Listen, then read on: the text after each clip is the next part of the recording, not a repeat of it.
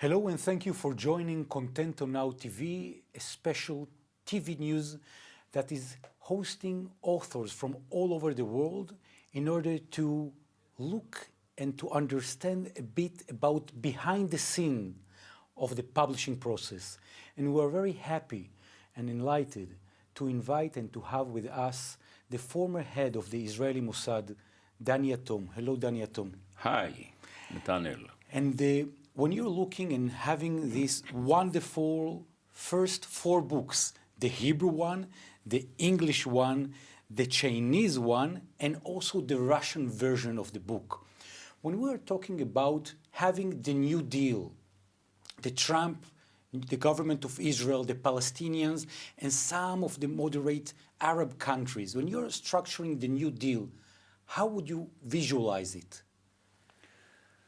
The basis of it should be regional discussions between Israel and the moderate Sunni countries, like, for instance, Saudi Arabia, the Gulf states, and others, while the core issue, and the most important one, will be a bilateral dialogue between Israel and the Palestinians, because the issues that should be addressed and the issues that should become to an agreement are mainly the issues regarding the conflict between Israel and the Palestinians. And without solving it, it will be almost impossible to solve any other problems between Israel and any Arab countries. And when you're talking about this multi-track negotiation, what role do you see for Putin from the Russian angle in order to create and establish this form of this New Deal? It looks as if the United States will be the leading force, as it was until today for so many, many years. It was the late Rabin that used to say that we never ever achieved peace with any Arab country without meaningful support of the Americans.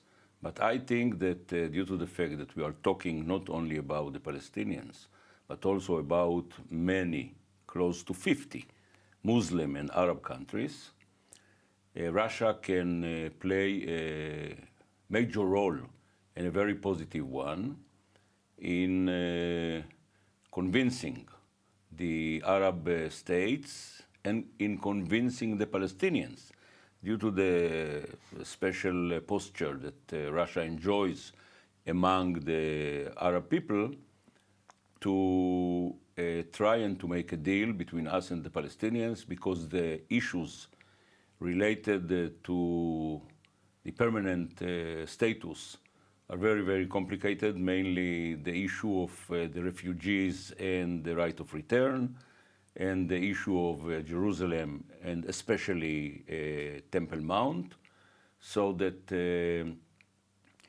with a positive approach of the Russians and an intimate cooperation between them and the Americans, it will help us to get to the successful end. And when you're talking, and many publishers from the Russian republics, etc., are looking and are seeing this book, and they are asking the former head of the Israeli Mossad, there must be any unique story, any unique memory for all the years that you've been around regarding the Russian angle. Can you share any personal moment that the Russian angle played an important and significant role in your personal and security life?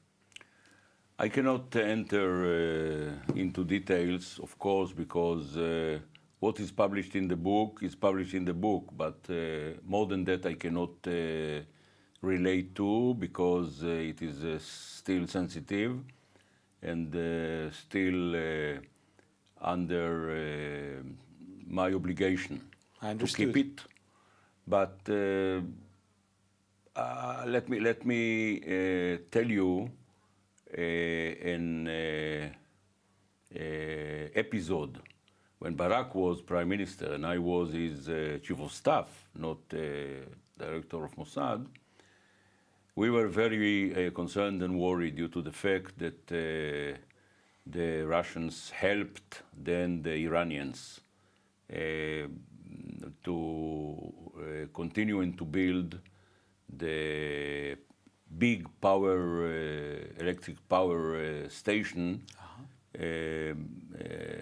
after the Germans started to do it, Siemens, and stopped.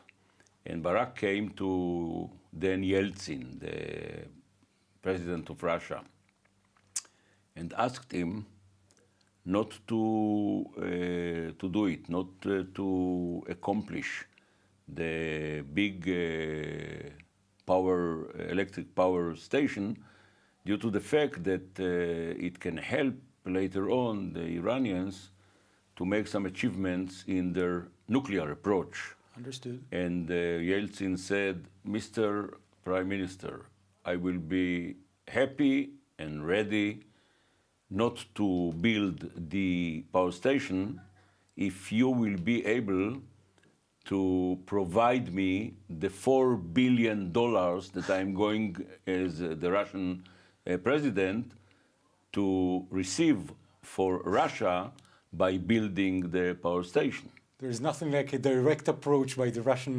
president. Was there any answer at the other side? Were you writing a check?